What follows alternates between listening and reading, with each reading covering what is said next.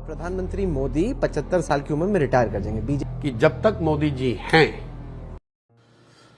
नमस्कार, मैं हूं संजय ओझा और आप देख रहे हैं संजय ओझा ऑफिशियल। अभी प्रशांत किशोर ने कहा कि भारतीय जनता पार्टी एनडीए गठबंधन सत्ता में वापसी कर रहा है, पूर्ण बहुमत की सरकार बन रही है। और साथ में एक प्रशांत किशोर ने और भी कहा कि मोदी का अभी कोई रिटायरमेंट का प्लान नहीं है।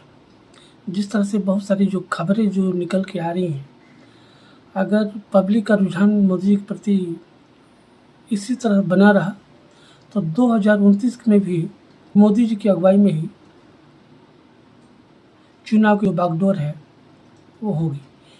आप सबको बताते चलिए कि 75 वर्ष का उम्र का एक तय सीमा भारतीय जनता पार्टी में बनाया गया था। सवाल क्या निकल के आ रहा है कि भारतीय जनता पार्टी में ऐसे कई सीनियर लीडर हैं जिनका प्रभाव क्षेत्र प्रदेश के साथ साथ देश स्तर पर बना हुआ है। ऐसे में अगर 75 वर्ष की जो डेडलाइन है, अगर इस चीज़ पे अगर चर्चा हो तो स्वाभाविक है कि मोदी साहब 2029 के चुनाव नहीं लड़ पाएंगे। और पार्टी के लोग चाहते हैं, पार्टी चाहती हैं और वर्कर चाहते हैं कि मोदी जी के नेतृत्व में अगला चुनाव भी संपन्न हो। अब देखने वाली दिलचस्प बात होगी कि मोदी जी से सीनियर लीडर की व्यक्तिगत अपनी क्या कुछ राय होती है। तमाम सवालों पर प्रशांत किशोर ने क्या कुछ कहा, आइए देखते हैं। और उनकी इच्छा है, स्वेच्छा से। अगर बीजेपी ने जोर जोर से कहा कि फालतू की बात ये तो है, कहने की बात कतई नहीं रिटायर करेंगे। लेकिन 2029 का चुनाव भी मोदी जी के नेतृत्व में लड़ा जाएगा, ऐसा गृह मंत्री ने अपने इंटरव्यू में भी कहा। अब देखिए, इस इश्यू को आप कैसे देखते हैं? मैं इसको ऐसे देखता हूं, स्वेच्छा से अगर वो खुद से न छोड़ दें, बीजेपी को जितना मैं समझता हूं अभी के जो उनकी व्यवस्था है बीजेपी संघ की, there is nobody who can tell कि भाई मोदी जी अब आप छोड़ दीजिए। ये उनका निर्णय है। जैसे जब बहुत बड़े कोई प्लेयर होते हैं, कोई पूछता है सचिन तेंदुलकर रिटायरमेंट कब लेंगे, तो लोग क्या कहते हैं, भाई जब उनका मन होगा तब वो निर्णय रिटायर होंगे। और जो लोग इतने बड़े हो जाते हैं उनको समझ है कि उनको रिटायरमेंट कब लेनी है, अगर लेनी भी है तो कब लेनी है उनको पता है, और कोई उसको फोर्स नहीं कर सकता है। जैसे सोनिया गांधी को कोई फोर्स नहीं कर सकता था कांग्रेस में, वैसे मोदी जी को भी कोई बीजेपी में फोर्स नहीं कर सकता है कि वो रिटायर हो जाए। हालांकि ये मैच अभी चल रहा है, लेकिन अगर इस वक्त कहा जाए कि प्रधानमंत्री मोदी की लेगेसी क्या होगी, क्योंकि बीजेपी के भीतर लोगों को लगता है कि एक युग है, मोदी का युग है, और वो चाहते हैं कि अगले 5 साल में वो इतिहास के पन्नों में अपना नाम दर्ज करें, ताकि आने वाले वक्त में जब कई साल सदियों बाद लोग पलट के देखें तो प्रधानमंत्री मोदी का जिक्र भारत के सबसे शीर्ष नेताओं में, सबसे शीर्ष लीडर्स में उनकी गिनती। देखिए, इतिहास के पन्नों में तो जब 10 साल जो प्रधानमंत्री है वो तो रहेगा ही रहेगा। इतिहास उसको कैसे जज करेगा वो ना आपके हाथ में है, ना मोदी जी के हाथ में है, ना इतिहासकारों के हाथ में है। जब नेहरू जी की लेगेसी बन रही थी, नेहरू जी जब प्रधानमंत्री रहे होंगे, तब इतिहासकारों ने उनको एक नजरिए से देखा, प्रेजेंट किया।